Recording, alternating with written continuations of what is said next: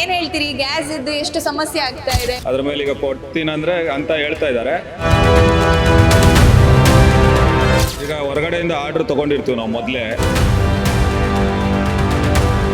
Completely stop ಮಾಡಿದ್ರೆ problem ಆಗುತ್ತೆ. Evening ಇದೆ, ಬ್ರೇಕ್ಫಾಸ್ಟಲ್ಲೂ ಲಿಮಿಟೆಡ್ ಐಟಮ್ ಇಡ್ತಾ ಇದ್ದೀವಿ. ಬಂದರೆ ಬಂತು, ಇಲ್ಲ ಇರಾನ್ ಇಸ್ರೇಲ್ ವಾರ್ ಬೆಂಗಳೂರಿನಲ್ಲಿ ಗ್ಯಾಸ್ ಸಿಲಿಂಡರ್ ಅಂತೂ ಸಿಕ್ಕಾಪಟ್ಟೆ ದುಬಾರಿ ಆಗಿಬಿಟ್ಟಿದೆ.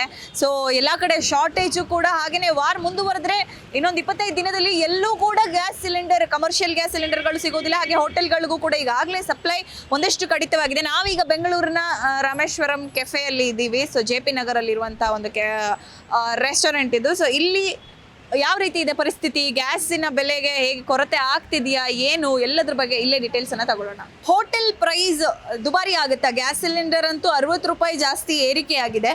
ಸೊ ಆದರೆ ಇಲ್ಲಿ ನೀವು ನೋಡ್ಬೋದು, ಹೋಟೆಲಲ್ಲಿ ಯಾವುದೇ ಕ್ರೌಡಿಗಂತೂ ಕೊರತೆ ಇಲ್ಲ. ಸೊ ಇದು ರಾಮೇಶ್ವರಂ ಕೆಫೆಯಲ್ಲಿ ಕಾಣಿಸ್ತಾ ಇರುವಂಥ ಕ್ರೌಡು. ಸೊ ಸೇಮ್ ನಂಬರ್ಸಲ್ಲಿ, ಅಂದರೆ ಯಾವುದೇ ಒಂದು ವ್ಯತ್ಯಾಸ ಇಲ್ಲದೆ ಇನ್ನೂ ಕೂಡ ಹೋಟೆಲಲ್ಲಿ ಜನರು ಬರ್ತಾ ಇದ್ದಾರೆ. ಅವರ ದಿನನಿತ್ಯದ ಒಂದು ಏನು ಫುಡ್ ಐಟಮ್ಸನ್ನು ಆರ್ಡರ್ ಮಾಡಿಕೊಂಡು ಇಲ್ಲಿ ತಗೊಳ್ತಾ ಇದ್ದಾರೆ. ಸೊ ಗ್ಯಾಸ್ ಪ್ರೈಸ್ ಹೈಕ್ ಆಗಿದೆ, ಹಾಗಾಗಿ ಇಲ್ಲಿ ಜನ ಜಾಸ್ತಿ ಆಗಿದ್ದಾರೆ ಅಥವಾ ಇಲ್ಲಿ ಏನು ಕತೆ ಎಲ್ಲದರ ಬಗ್ಗೆ ಮಾತನಾಡ್ಸೋಣ.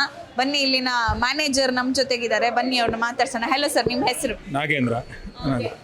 ಏನು ಹೇಳ್ತೀರಿ, ಗ್ಯಾಸ್ ಇದ್ದು ಎಷ್ಟು ಸಮಸ್ಯೆ ಆಗ್ತಾ ಇದೆ ಅಡುಗೆ? ಈಗ ಹೊರಗಡೆಯಿಂದ ಆರ್ಡರ್ ತೊಗೊಂಡಿರ್ತೀವಿ ನಾವು ಮೊದಲೇ, ಅದನ್ನೆಲ್ಲ ಕ್ಯಾನ್ಸಲ್ ಮಾಡಿದ್ದೀವಿ. ಯಾವುದಕ್ಕೂ ಕೊಡೋಕ್ಕಾಗ್ತಿಲ್ಲ ನಮಗೆ. ಈಗ ಇಲ್ಲಿ ಹೋಟ್ಲು ಮಾತ್ರ ಇನ್ನೊಂದು 2 ದಿನಕ್ಕೆ ಆಗೋಷ್ಟು ನಮ್ಮ ಹತ್ರ ಸ್ಟಾಕ್ ಇದೆ. ಅದ್ರ ಮೇಲೆ ಈಗ ಕೊಡ್ತೀನಂದರೆ ಅಂತ ಹೇಳ್ತಾ ಇದ್ದಾರೆ. ಅದ್ರ ಮೇಲೆ ಕೊಟ್ಟರೆ ಆಯಿತು, ಇಲ್ಲ ಅಂದರೆ ನಮ್ಮದು ಕ್ಲೋಸ್ ಮಾಡೋ ಪರಿಸ್ಥಿತಿ ಬರುತ್ತೆ. ಹಾಂ, ಈಗ ಸರ್ ಪ್ರೈಸ್ ಎಷ್ಟಕ್ಕೆ ತಗೊಳ್ತಾ ಇದ್ದೀರಾ ಗ್ಯಾಸ್ನ? ತುಂಬ ದುಬಾರಿ ಆಗಿದೆಯಾ, ಹೇಗೆ? ನಾವು ಈಗ ಮೊದಲು ಸ್ಟಾಕ್ ಇಟ್ಟಿದ್ದೇ ನಡೀತಾ ಇದೆ. ಈಗ ಒಂದು 4 ದಿನದಿಂದ ನಮಗೆ ಸಿಲಿಂಡರ್ ಬಂದಿಲ್ಲ. ಈಗ ಅದ್ರ ಬಂದ್ರ ಮೇಲೆ ಈಗ ಮತ್ತೆ ಪ್ರೈಸ್ ಜಾಸ್ತಿ ಅಂತ ಹೇಳಿದ್ದಾರೆ. ಅದು ಬಂದ್ರ ಮೇಲೆ ಗೊತ್ತಾಗುತ್ತೆ ಎಷ್ಟು ಏನು ಅಂತ. ಈಗ ಅಂದರೆ ನಮ್ಗೆ ಈಗ ಮೊದಲಿನ ರೇಟಿಂದೇ ಬಂದಿದೆ. ಈಗ 4 ದಿನದಿಂದ ನಮಗೆ ಸಿಲಿಂಡರ್ ಬಂದಿಲ್ಲ, ಇನ್ನು 2 ದಿನಕ್ಕೆ ಬರುತ್ತೆ. ಅದಾದರೆ ಖಾಲಿ ಆದರೆ ಖಾಲಿ.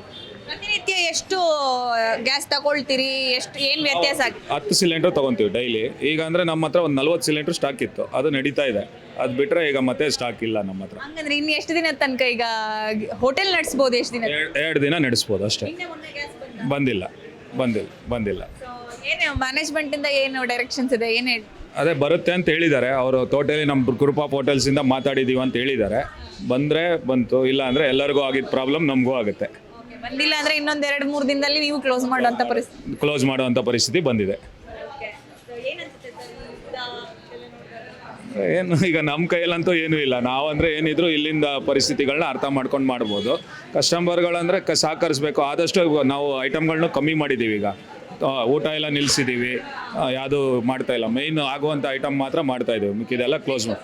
ಬ್ರೇಕ್ಫಾಸ್ಟ್ ಇದೆ, ಮತ್ತು ಲಂಚಲ್ಲಿ ಎಲ್ಲ ಲಂಚ್ ನಿಲ್ಲಿಸಿದ್ದೀವಿ. ಆ ಥರ ಮಾಡ್ತಾಯಿದ್ದೀವಿ. ಈವ್ನಿಂಗ್ ಇದೆ, ಬ್ರೇಕ್ಫಾಸ್ಟಲ್ಲೂ ಲಿಮಿಟೆಡ್ ಐಟಮ್ ಇಡ್ತಾ ಇದ್ದೀವಿ. ಯಾವುದಾಗುತ್ತೋ ಅದು ಮಾತ್ರ ಮಾಡಿಕೊಂಡು. ನೆಕ್ಸ್ಟ್ ಈಗ ಎಲೆಕ್ಟ್ರಿಕ್ ಸ್ಟವ್ಗೆ ಹೋಗೋಣ. ಅದೇ ಎಲೆಕ್ಟ್ರಿಕ್ ಸ್ಟವ್ಗೆ ಹೋಗೋದಂತ ಅದನ್ನು ಮಾತಾಡ್ತಾ ಇದ್ದೀವಿ. ಅದನ್ನು ಬಂತಂದರೆ ಎಲೆಕ್ಟ್ರಿಕ್ ಸ್ಟವ್ಗೆ ಹೋಗ್ತೀವಿ. ಆದರೆ ಈಗ ನೆಕ್ಸ್ಟ್ ಈಗ ಫ್ಯೂಚರಲ್ಲಿ ಗ್ಯಾಸ್ ಸಿಕ್ಕಲಿಲ್ಲ ಅಂದರೆ ಈಗ ಬೇಕಲ್ಲ, ಆಲ್ಟರ್ನೇಟ್ ಮಾಡ್ಕೊಬೇಕು ಅಂದ್ಬಿಟ್ಟು ಎಲೆಕ್ಟ್ರಿಕ್ ಹೋಗ್ತಾ ಇದ್ದೀವಿ. ಅದೇ ಅಷ್ಟೇ.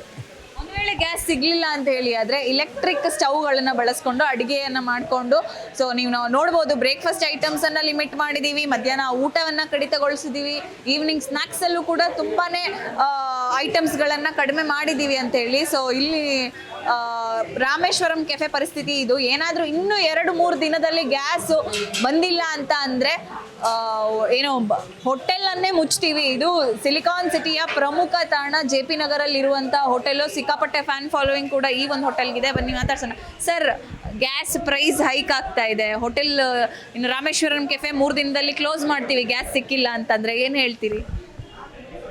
ಎಲ್ರಿಗೂ ತೊಂದರೆ ಆಗುತ್ತೆ. ಆಗ್ಬೋದು, ಸರಿ ಆಗ್ಬೋದು.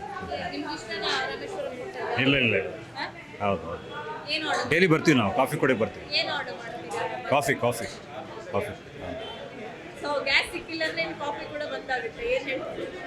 ಅದೇ ಕಷ್ಟ ಆಗುತ್ತೆ ನಮಗೆ. ಹೌದು. ಸೊ ಕಾಫಿ ಕುಡಿಯೋದಕ್ಕೆ ಇಲ್ಲಿಗೆ ರೆಗ್ಯುಲರ್ ಆಗಿ ಬರ್ತಾರಂತೆ. ಸೊ ಒಂದು ವೇಳೆ ಗ್ಯಾಸ್ ಸಿಕ್ಕಿಲ್ಲ ಅಂದರೆ ಕಾಫಿನೂ ಕೊಟ್ಟು ಎಲ್ಲದೂ ಕೊಟ್ಟು ಸಿಲಿಕಾನ್ ಸಿಟಿ ಬೆಂಗಳೂರಲ್ಲಿ ಪ್ರಮುಖ ಹೋಟೆಲ್ಗಳು ಈಗ ಮುಚ್ಚುವಂತಹ ಪರಿಸ್ಥಿತಿ ನಿರ್ಮಾಣ ಆಗಿರೋದು. ಒಂದು ವೇಳೆ ಇನ್ನೂ 2-3 ದಿನದಲ್ಲಿ ಇದೆಲ್ಲ ಕರೆಕ್ಟ್ ಆಗಲಿಲ್ಲ ಅಥವಾ ಗ್ಯಾಸ್ ಸಪ್ಲೈ ಆಗ್ತಾ ಇಲ್ಲ, ಯುದ್ಧ ನಿಲ್ಲಿಲ್ಲ ಅಂತ ಹೇಳಿ ಆದರೆ ಮತ್ತೆ ಏನು ಗ್ಯಾಸ್ ಸಿಲಿಂಡರ್ ಸಮಸ್ಯೆ ಎದುರಾದರೆ ಸೊ ಇಲ್ಲಿ ಶಾರ್ಟೇಜ್ ಬಂದು ಇಲ್ಲಿ ಪರಿಸ್ಥಿತಿ ಕೂಡ ತುಂಬ ಹದಗೆಡುತ್ತೆ. ಸೊ ಬನ್ನಿ ಮಾತಾಡ್ಸೋಣ. ಏನಿಲ್ಲ ಮೇಡಮ್, ಇವಾಗ ಗ್ಯಾಸ್ ಶಾರ್ಟೇಜ್ ಹೆಂಗೆ ಬರ್ತಾ ಇದೆ, ಗ್ಯಾಸನ್ನು ಸಪ್ಲೈ ಬರ್ತಾ ಇಲ್ಲ. ಮೊನ್ನೆ ಬಂದಿದ್ದು ಗೊತ್ತಿಲ್ಲ ಹೆಂಗೆ ಏನು ಮಾಡ್ತಾರೆ ಅಂತ ಮ್ಯಾನೇಜ್ಮೆಂಟ್ನವರು. ಕಟ್ ಅಂದರೆ ಮೇಡಮ್ ಲಂಚ್ ಊಟ ಐಟಮ್ ಎಲ್ಲ ಕ್ಲೋಸ್ ಮಾಡಿದ್ವಿ. ಬ್ರೇಕ್ಫಾಸ್ಟಲ್ಲಿ ಯಾವುದೂ ಮಾಡಿಲ್ಲ. ಬ್ರೇಕ್ಫಾಸ್ಟಲ್ಲಿ ಪ್ಲ್ಯಾನ್ ಮಾಡಬೇಕು ಮೇಡಮ್, ಒಂದು ಪ್ಲ್ಯಾನ್ ಗೊತ್ತಿಲ್ಲ. ಒಂದು 2 ದಿವಸ ಆಮೇಲೆ ಸಿಗಲ್ಲ ಮೇಡಮ್. ಇವಾಗ ಗ್ಯಾಸ್ 2 ಗಂಟೆ ಸಿಗುತ್ತೆ, ಆಮೇಲೆ ಸಿಗಲ್ಲ.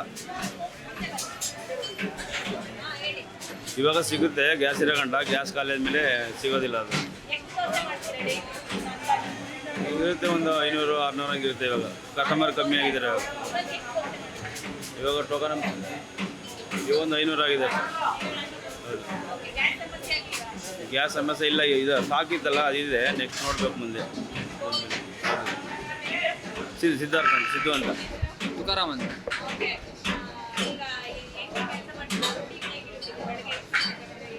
ಹಾಂ ಮೇಡಮ್, ಬೆಳಿಗ್ಗೆ 5 ಗಂಟೆಗೆ ಓಪನ್ ಆಗುತ್ತೆ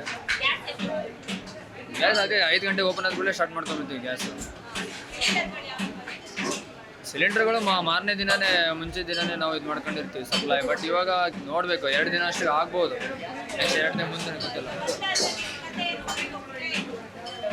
ನೋಡುವ ಹೆಂಗಾಗತ್ತೆ ಏನಂತ ನೋಡುವ. ಊರಿಗೆ ಹೋಗೋದೆ ಮೇಡಮ್. ಬಂದಾದರೆ ಊರಿಗೆ ಹೋಗೋದು ಅಷ್ಟೇ. ಬಂದಾದರೆ ಊರಿಗೆ ಹೋಗೋದೆ. ಬೇಜಾರಾಗಲ್ಲ. ಗ್ಯಾಸ್ ಬಂದಮೇಲೆ ಸ್ವಲ್ಪ ಆಗುತ್ತೆ. ಎಲ್ಲ ಫ್ಯಾಮಿಲಿ ಇಲ್ಲೇ ಇರೋದಲ್ಲ, ಬೇಜಾರಾಗುತ್ತೆ. ಸರ್ ಈಗ ನಿಮ್ಮ ಸಿಬ್ಬಂದಿಗಳು ಹೇಳ್ತಾ ಇದ್ರು ಗ್ಯಾಸ್ ಸಿಗ್ಲಿಲ್ಲ ಅಥವಾ ಹೋಟೆಲ್ ಬಂದಾದ್ರೆ ನಾವು ಊರಿಗೆ ಹೋಗ್ಬೇಕಾದಂತ ಪರಿಸ್ಥಿತಿ ನಿರ್ಮಾಣ ಆಗುತ್ತೆ ಅಂತ. ಇದ್ರ ಬಗ್ಗೆ ನೀವೇನು ಹೇಳ್ತೀರಿ?